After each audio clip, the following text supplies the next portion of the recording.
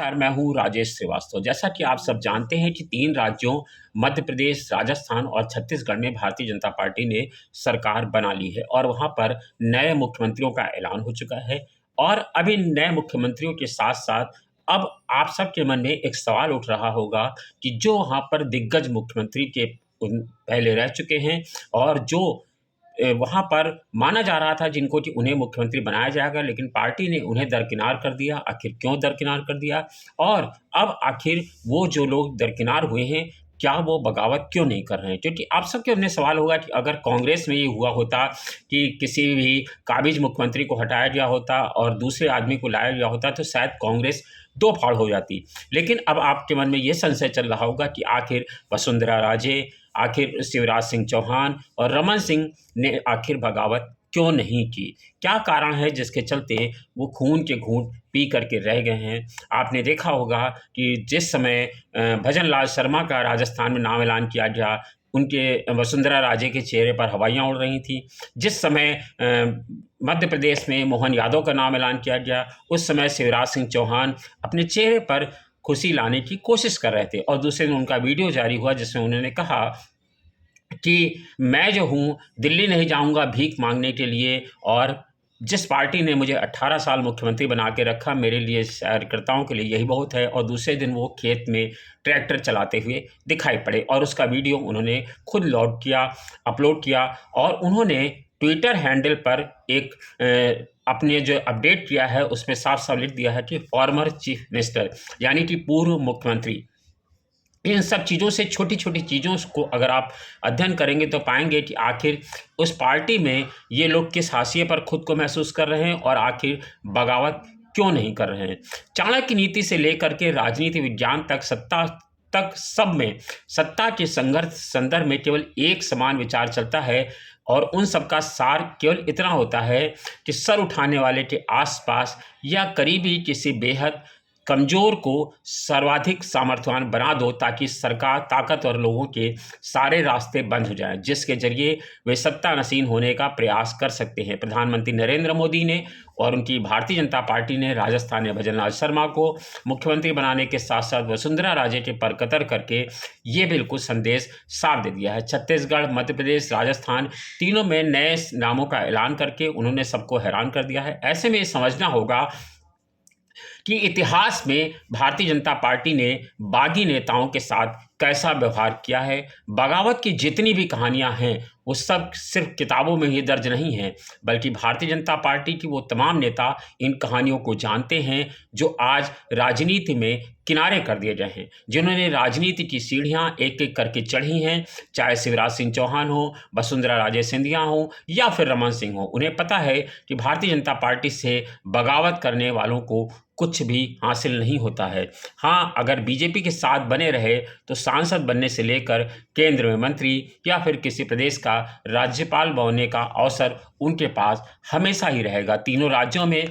और इस चीज़ों में जो बगावत करने हैं वाले लोग हैं जिन्होंने अभी तक बगावत किया है, उसमें कई नाम शामिल हैं। मसलन आप देख लीजिए कल्याण सिंह का नाम देख लीजिए, अनुराग ठाकुर को देख लीजिए, आप जो है केशुभाई पटेल को देख लीजिए, उमा भारती को देख लीजिए, लाल कृष्ण आडवाणी को देख लीजिए। ऐसे तमाम सारे नेताओं की कहानी है जिनके साथ बगावत करने के बाद उनका क्या हाल हुआ है। मैं आपको छोटी-छोटी किस्से बताऊँगा इन लोगों के बारे में कि जिन लोगों ने बगावत किया, आखिर उनका भारतीय जनता पार्टी ने क्या किया। इसीलिए शायद उमा भारती, शायद वसुंधरा राजे सिंधिया और शिवराज सिंह चौहान और रमन सिंह बगावत करने की कोशिश नहीं कर रहे हैं, क्योंकि इन्होंने देखा है कि भारतीय जनता पार्टी ने जिन नेताओं ने बगावत की, उनके साथ क्या किया गया है। आप इसमें आपको अच्छी तरह याद होगा कि जिन लोगों ने अगर इसका उल्टा आप कांग्रेस की तरफ देखें, तो कांग्रेस से जिन लोगों ने बगावत किया वो सक्सेस हो गए। आप चाहे मुलायम सिंह को देख लीजिए, चाहे ममता बनर्जी को देख लीजिए। पश्चिम बंगाल में ममता बनर्जी ने कांग्रेस से अलग होकर के अपनी पार्टी बनाई और आज वो मुख्यमंत्री हैं। आंध्र प्रदेश के सीएम जगन मोहन रेड्डी को देख लीजिए, उसके साक्षात उदाहरण हैं। इन नेताओं ने कांग्रेस पार्टी को तोड़ करके अपनी पार्टी बनाई और अब अपने अपने राज्य के मुख्यमंत्री हैं। लेकिन बीजेपी में ठीक उसका उल्टा होता है। बीजेपी में जितना भी कद्दावर नेता बागी हुए हैं, बगावत के बाद या तो उन्हें फिर से बीजेपी में ही शरण लेना पड़ा या फिर राजनीति में वो ऐसे हाशिए पर आ गए कि उन्हें सियासत से संन्यास लेना पड़ा। आपको याद होगा, मैं शुरुआत करता हूं गुजरात में केशुभाई पटेल से। केशुभाई पटेल गुजरात के मुख्यमंत्री थे। 2001 में जब केशुभाई पटेल को हटाकर नरेंद्र मोदी को मुख्यमंत्री बनाया गया तो 2002 में उन्हें विधानसभा का टिकट ही नहीं मिला।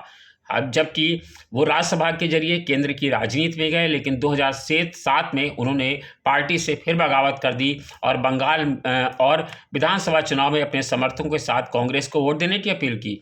लेकिन तब बीजेपी की अपनी सदस्यता भी उन्होंने रिन्यू नहीं कराई थी और 2012 में बीजेपी छोड़कर नई पार्टी गुजरात परिवर्तन पार्टी बनाई। उस चुनाव से अपनी पार्टी से जीतने वाले केशुभाई पटेल इकलौते विधायक थे। तब उन्होंने विश्वदर विधानसभा से भाजपा के कन्हूभाई मलाला को मात दी थी। तब ये साफ हो गया था कि प्रधानमंत्री नरेंद्र मोदी अब दिल्ली की राजनीति करेंगे, गुजरात में नहीं होंगे। लेकिन उसके बाद तब केशुभाई पटेल ने नरेंद्र मोदी को जब प्रधानमंत्री बनना देख लिया, तब उन्होंने अपनी पार्टी का विलय भारतीय जनता पार्टी में किया। तब उसके बाद यानी कि उनकी बगावत से उनकी राजनीति पूरी तरह से ख़त्म हो गई और अब वो एक लाइन में कहें तो बीजेपी में किनारे पड़े हुए हैं, लेकिन अब उनका कोई नाम लेवा नहीं है। दूसरी बात कर लेते हैं कल्याण सिंह की। कल्याण सिंह एक ऐसा दिग्गज नाम है जो राजनीति में बहुत आदर व सम्मान के साथ लिया जाता है। बीजेपी की बागियों की फेहरिस्त में देखें तो कल्याण सिंह का नाम भी बहुत चर्चा में रहता है। आपको याद होगा, भाजपा के केंद्रीय नेता अटल बिहारी वाजपेयी हों, लाल कृष्ण आडवाणी हों, सबके साथ उन्होंने 1999 में कल्याण सिंह को उत्तर प्रदेश का मुख्यमंत्री बनाया गया था। उसके बाद उन्हें मुख्यमंत्री पद से हटा दिया गया, जिसके बाद कल्याण सिंह ने अपनी नई पार्टी बनाई और उसका नाम रखा था राष्ट्रीय क्रांति पार्टी। 3 साल में कल्याण सिंह को समझ में आ गया कि राजनीति में अपने बल पर, नई पार्टी के बल पर वो कुछ नहीं हासिल कर सकते, तो 2004 में उन्होंने भारतीय जनता पार्टी में वापसी की। उसके बाद उन्होंने विधानसभा लोकसभा का चुनाव लड़ा और जीते। 2009 में उन्होंने फिर से कुछ कारण हुए जिसके चलते पार्टी छोड़ी और उन्होंने समाजवादी पार्टी का समर्थन लिया और कल्याण सिंह के बेटे राजवल सिंह सपा में शामिल हो गए। 2009 में एटा से सपा के समर्थन से निर्दलीय सांसद भी कल्याण सिंह के बेटे राजवीर सिंह बने। तो उसके बाद मुलायम सिंह से उनकी अनबन हुई और उन्होंने नई पार्टी बनाने का ऐलान किया जिसका नाम रखा जन क्रांति पार्टी। लेकिन 2014 में फिर से भारतीय जनता पार्टी में शामिल हो गए। बेटे को बीजेपी से सांसद बना दिया और कल्याण सिंह को राज्यपाल बना दिया गया। यानी कि भाजपा की सियासत देखें तो वो बाहर जाकर के सफल नहीं हुए और जब भारतीय जनता पार्टी में आए तब वो खुद राज्यपाल बन गए और बेटे को सांसद बना दिया। यही नहीं, कई और नाम हैं। उमा भारती को देख लीजिए, लाल कृष्ण आडवाणी को देख लीजिए, मध्य प्रदेश की मुख्यमंत्री रही उमा भारती की बगावत की कहानी भी कुछ कम रोचक नहीं है। आप इसको देखेंगे तो 2003 में मध्य प्रदेश में बीजेपी को सत्ता दिलाने वाली उमा भारती जब मुख्यमंत्री बनी, लेकिन 1 साल के अंदर ही उनके ऊपर गिरफ्तारी की तलवार लटकी। 10 साल पुराने एक मामले में जब उनकी गिरफ्तारी तय हो गई तो अगस्त 2004 में उन्होंने अपने पद से इस्तीफा दे दिया था। कुछ ही दिनों के बाद बीजेपी में दफ्तर में लाल कृष्ण आडवाणी से झगड़ा होने के बाद उमा भारती को पार्टी से निकाल दिया गया। हालांकि संघ का हस्तक्षेप हुआ और उमा भारती पार्टी में वापस आ गई, लेकिन वो बीजेपी के शीर्ष नेतृत्व के खिलाफ बागी तेवर अपनाए रहीं। उनकी मांग थी कि मध्य प्रदेश में शिवराज सिंह चौहान को हटा करके उन्हें मुख्यमंत्री बना दिया जाए, लेकिन केंद्रीय नेतृत्व इसके लिए राजी नहीं हुआ और उन्हें उमा भारती को फिर से पार्टी से निकाल दिया। उसके बाद उन्होंने भी नई पार्टी जनशक्ति, भारतीय जनशक्ति पार्टी बनाई और दावा किया कि उनकी पार्टी संघ की विचारधारा पर चलेगी, लेकिन इस पार्टी की बदौलत भी उमा भारती को कुछ हासिल नहीं हुआ। मजबूरी में उमा भारती ने फिर से जून 2011 में पार्टी में शामिल हुई और 2012 के उत्तर प्रदेश विधानसभा चुनाव में पार्टी ने उन्हें मुख्यमंत्री पद का उम्मीदवार बताया और उन्हें चुनाव लड़ाया, लेकिन वो उसके बाद फिर से तब से भारतीय जनता पार्टी में ही शामिल हैं और उसके बाद से उन्होंने कभी बगावत करने की कोशिश नहीं की। सिर्फ इतना ही नहीं, उमा भारती की बात के बाद आप देख लीजिए बाबूलाल मरांडी झारखंड के मुख्यमंत्री थे। उन्होंने भी पार्टी से बगावत की। झारखंड के पहले मुख्यमंत्री रहे वो। मुख्यमंत्री पद से हटने का 2004 में उन्होंने संसद बनने के बाद भारतीय जनता पार्टी की बगावत की और 2006 में भारतीय जनता पार्टी से हटकर उन्होंने झारखंड विकास मोर्चा के नाम से पार्टी बनाई। 2009 में अपनी पार्टी से सांसद बने, लेकिन 2014 में जब प्रधानमंत्री नरेंद्र मोदी केंद्र में आ गए तो उन्होंने बाबूलाल मरांडी की सियासत भी कगार की ओर बढ़ गई और 2020 में बाबूलाल मरांडी ने अपनी पार्टी का फिर से भारतीय जनता पार्टी में विलय कर लिया और अब वो झारखंड में नेता प्रतिपक्ष की भूमिका में है। इसी तरह से आप देख लीजिए येदियुरप्पा को देख लीजिए, कर्नाटक के पूर्व मुख्यमंत्री ये BS येदियुरप्पा, कोई कैसे भूल सकता है उनको, उनका नाम बड़ा है। ये वही येदियुरप्पा हैं जिन्होंने साइकिल चलाकर कर्नाटक में भाजपा को मजबूत किया और मुख्यमंत्री की कुर्सी तक पहुंचे। लोकायुक्त की जांच में दोषी पाए गए तो उन्हें मुख्यमंत्री पद से इस्तीफा देना पड़ा। इस इस्तीफे के लिए मनाने में लालकृष्ण आडवाणी से लेकर राजनाथ सिंह, गडकरी, वेंकैया नायडू तक सबको पसीना आ गया। हालांकि येदियुरप्पा का इस्तीफा हुआ और उन्हें जेल जाना पड़ा और इसके बाद वो 25 दिन के बाद जब जेल से लौटे तो उन्होंने भारतीय जनता पार्टी के खिलाफ बगावत कर दी, नई पार्टी तरमान डाली। लेकिन मोदी युग के दौरान फिर से भाजपा में गए और पहले सांसद फिर मुख्यमंत्री बने। अब उनकी विरासत उनके बेटे संभाल रहे हैं। कर्नाटक में फिलहाल वो भारतीय जनता पार्टी के प्रदेश अध्यक्ष भी हैं।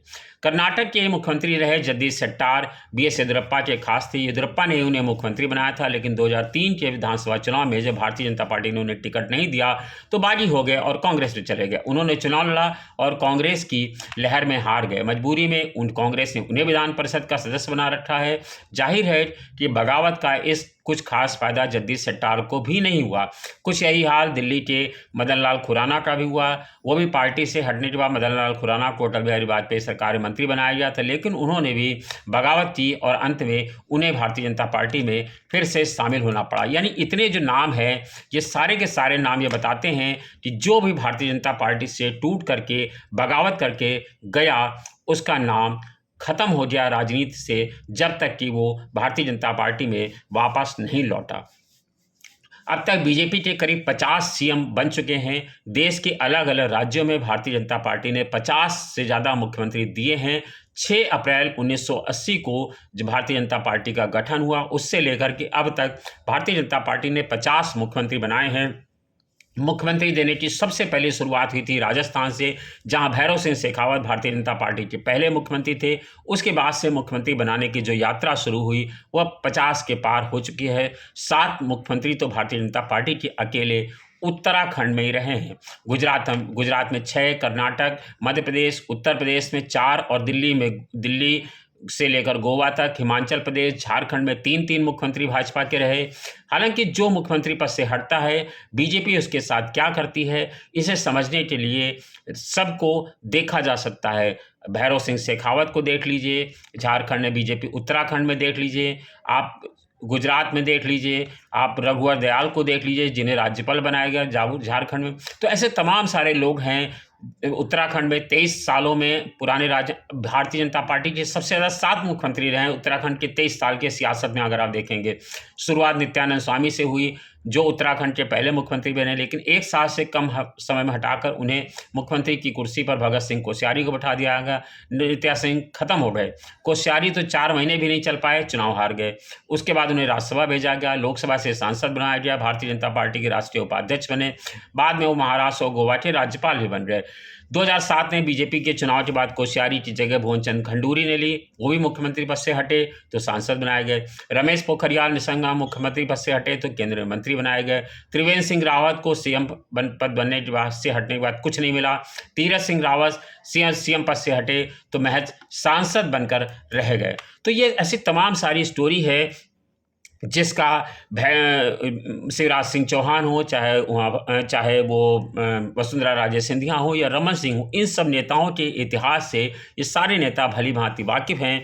इसी के चलते कोई भी बगावत करने का साहस नहीं जुटा पा रहा है कि भारतीय जनता पार्टी से बगावत करके उन्हें पता है कि उनकी सियासत धरातल में चली जाएगी और अब वो धरातल से भी नीचे आ जाएंगे और फिर उनका नामो निशान कोई नहीं होगा। इसके चलते वो भारतीय जनता पार्टी में बने रहना चाहते हैं और कोई भी बगावत करने का साहस अब तक नहीं जुटा पा रहा है। शायद यही कारण है जिसके चलते वसुंधरा राजे नाराज़ तो हैं और शिवराज सिंह चौहान भी नाराज़ हैं, लेकिन वो एक भी स्वर बगावत का भारतीय जनता पार्टी के नेतृत्व में खिलाफ नहीं उठा रही। और जो मैंने आपको एक रोचक इतिहास बताया बगावत करने वालों का, वो तब था जब भारतीय जनता पार्टी इतनी मजबूत नहीं थी। आज की तारीख में भारतीय जनता पार्टी देश का सबसे बड़ा संगठन है और उसकी कई राज्यों में सरकारें हैं।